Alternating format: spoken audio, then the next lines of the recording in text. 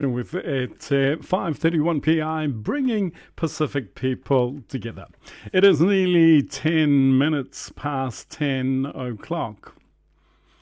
Autism is a neurodevelopmental condition that affects approximately 93,000 New Zealanders. The traits associated with autism span a wider spectrum and lead to a different way of seeing the world and interacting with others. Autism is a spectrum known as Autism Spectrum Disorders, ASD, and this month is all about raising autism awareness and acceptance. This morning we have Junior and Tayla join us to talk about to share their own experience of raising a child on the autism spectrum. We say, Mano Lele, good morning, and thank you for making time for us this morning, Junior and Tayla. Good morning, no problem. Good morning. Thank you for having us. It is our pleasure indeed. Tell us a little bit about your own experience as parents of a child on the autism spectrum, please. So our boy, who's 8 years old now, who was 7, turning 8 pretty soon.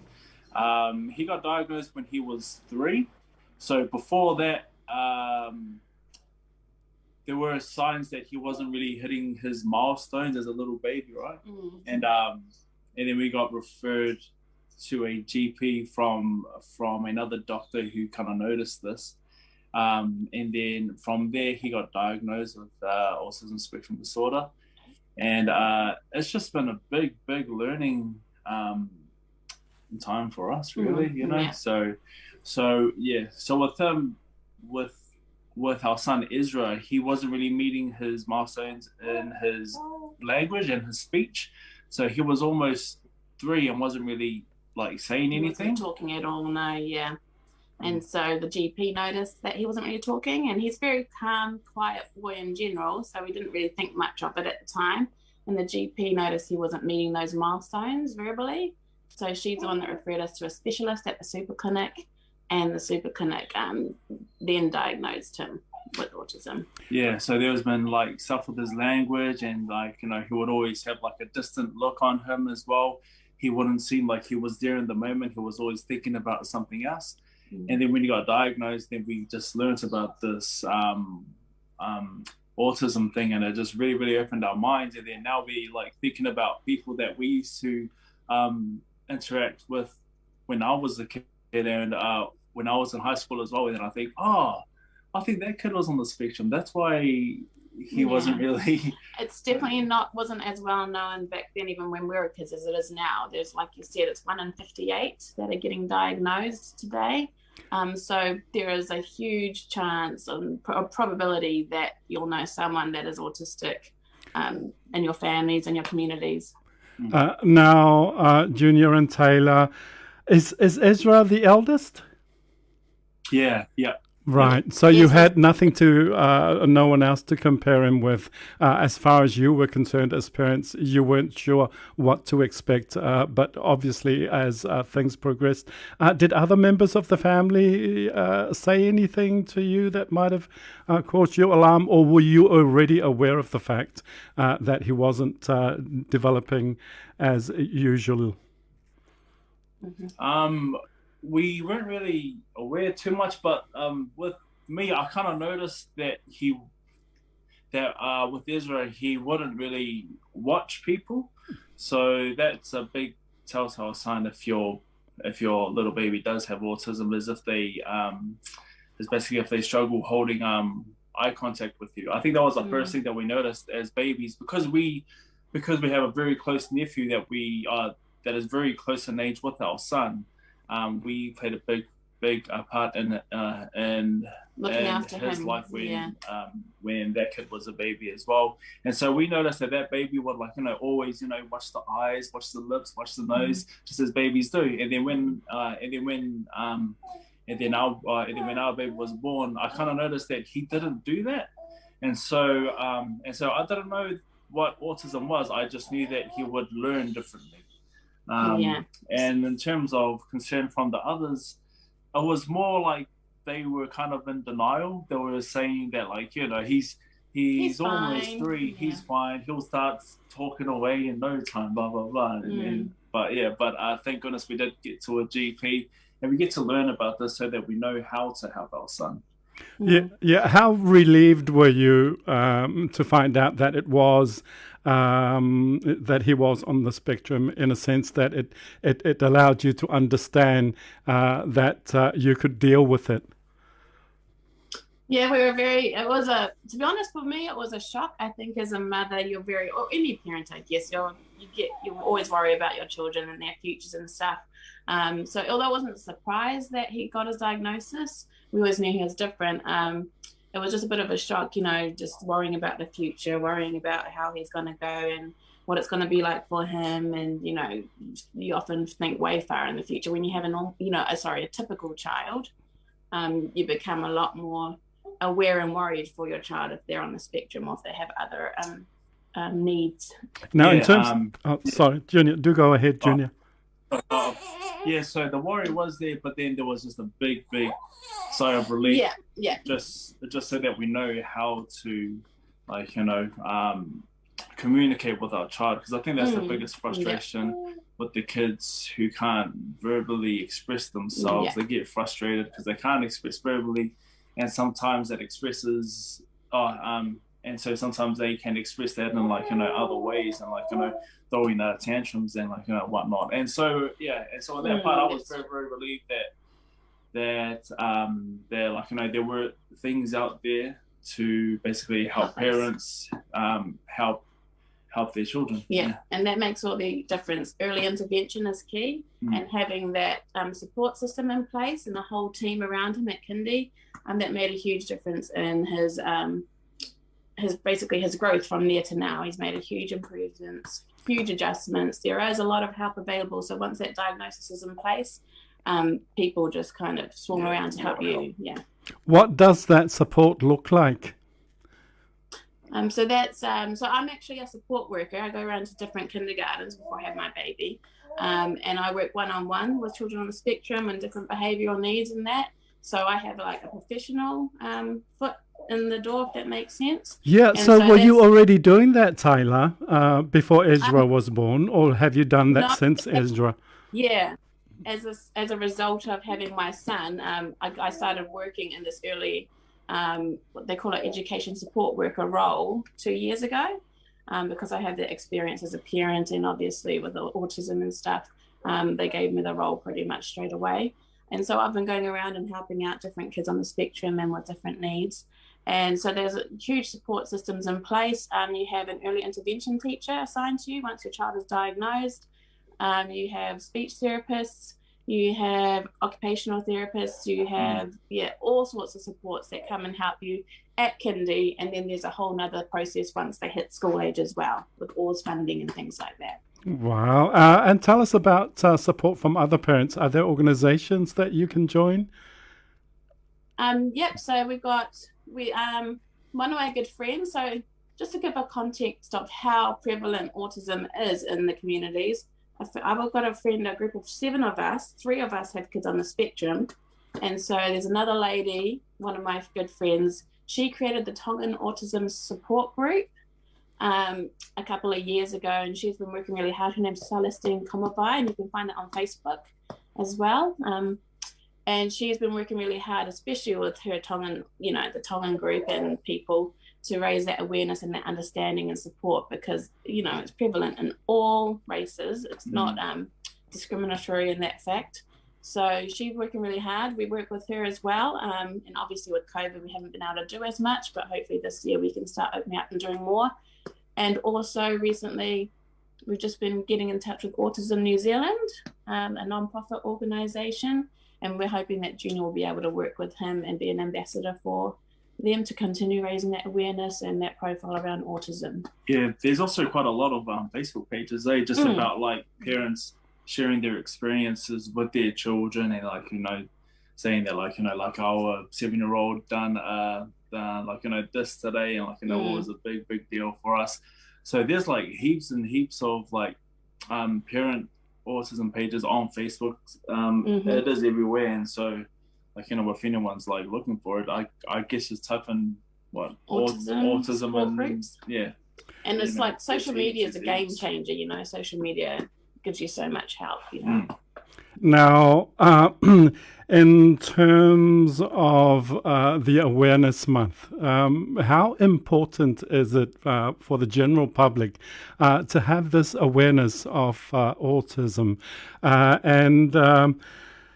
It's so good to see so many parents proudly stand up and say, we are parents and we are navigating this space, whereas perhaps once upon a time we might have been ashamed thinking that it's our fault.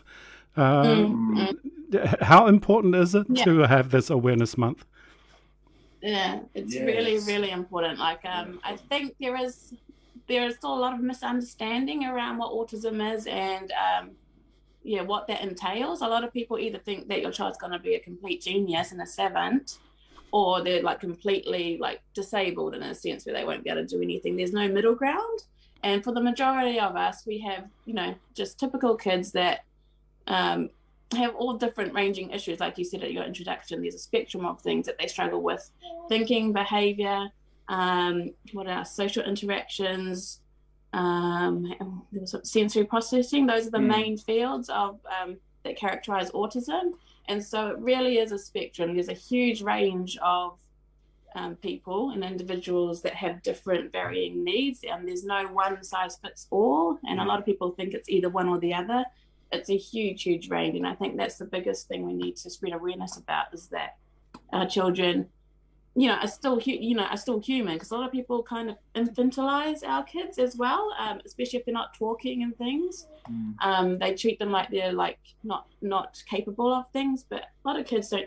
Our child is still minimally verbal.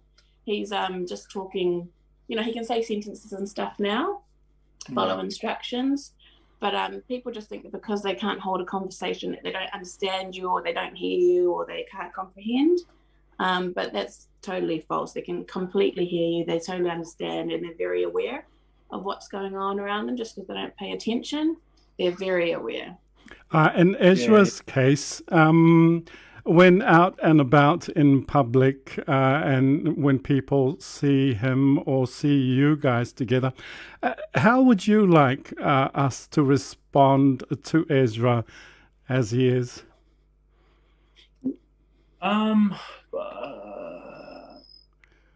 Just like, I love it when people just talk to him like a normal, not normal, that's not a good word, we don't use that, sorry, like a typical child. Just talking to him, asking him questions, even knowing that he's not going to respond, just talking to him like you would to any other child, basically. If you see him having a meltdown or are struggling with him, because we have had that quite a few times, we go into malls and stuff. At the airport, we've experienced meltdown at the airport. Just to be a bit more aware and considerate that this isn't a naughty child, that there's no like reasoning with our kids. Like, you can't just reason the way you would with a typical child.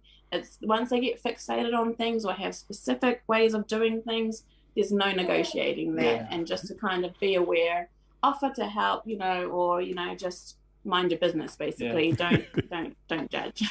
And with autism, it's a bit of a tricky one, because it is an invisible disability. So visually, you don't really know, and because there's like a wide spectrum, some kid might just seem like the typical kid, but is struggling inside, trying to process everything that's going on around them, because their senses are so sensitive.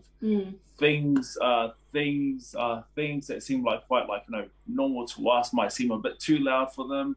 Things might seem a bit too bright for them, and then in that case they might act out. And because he looks like a typical child, and you see him acting out, that might look like a really naughty child to the normal person. But I think with us learning about autism spectrum disorder, it has really taught us to take a back seat, not judge so quick, and be very patient with everyone that you you like, come across. Because Yeah. I think just on, like, life in general, you just don't know people's story, so Exactly. And finally, Junior and Tayla, for parents of children, as you said earlier, Tayla, the sooner they're diagnosed, the better, so that you can. What's your advice to them? Yep. So don't, I think if people do bring it up, like if you're not aware yourself, if people bring up that something might be different, don't be in denial. Like get your child checked out. It's for their benefit and your own, but especially for them. It's to help the child. And it's to help them first and foremost, and so that for you as parents, you can help them as well as a result. So get that appointment with the GP and get the ball rolling. Ask them to be referred to a specialist and get the diagnosis process going, because there's so much. It's not just autism. You could have ADHD as well. There could be global development delay. There's a lot of added conditions on top of it. Like, it's never just autism. It's usually a spectrum of different varying conditions. Our son's got global development delay and autism, so it really is important to get that early intervention, that early diagnosis, so that they're able to help and get the help that they need, and to be able to spread awareness. And because we're all a big community. We're parents. We all need to come together, work together, and find ways to communicate, because our kids are going to have to grow up in this world. They're going to have to live in this world, so it's up to us to kind of help them adapt, and us adapt to them as well, because it's so prevalent, and it's just there's more and more people being diagnosed every day. So it's important for us and it's our responsibility to learn and to understand this condition. Junior, I just can't help. I'm a sports fan. How are things going training wise? Yeah, good. So 5th of June is my next fight. That's pretty much locked in. Melbourne, Australia. In Melbourne, Australia, underneath a huge main event. So we got George Kambosos versus Devin Haney for the undisputed championship of the lightweights, I believe. And so that's a huge main event. And I get to be on the undercard of that. So he's a co-main event. So he's the fight before the main. Yeah. So it was a huge card. I'm training my butt off so I can knock this dude out. Wonderful. Yeah. Oh, okay. And how's Ezra this morning? Yeah, he's good this morning. We had a bit of a struggle getting him into the car, into his taxi. He gets the taxi service, and he didn't want to leave his Lego behind, so we had to pack up his Lego. First time ever that we've had trouble with him. But this morning he for some reason wanted to take all of his toys to school, so we had to pack a couple in his bag. Like, okay, there you go. We could talk forever, but we better not, because there's news coming up. Junior and Tayla, thank you so much for sharing, being vulnerable, and helping all of our communities understand better. Thank you, and good luck, Junior. We'll be cheering for you from here. Thanks, Italy. Thank you so much. You're most welcome. Thank you. You're listening to Early Edition with at 5:31 PI, bringing Pacific people together. Here is B-Try and Sophie with Low Cert to take us to our news in Tongan.